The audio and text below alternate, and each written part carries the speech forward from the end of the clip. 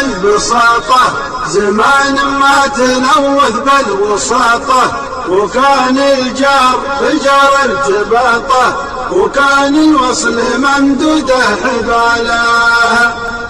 وكانوا في منافعهم سوية، إذا نادوا بعضهم ما تعيا، ولا من قيل هيا قال هيا على درب المكارم والجمال،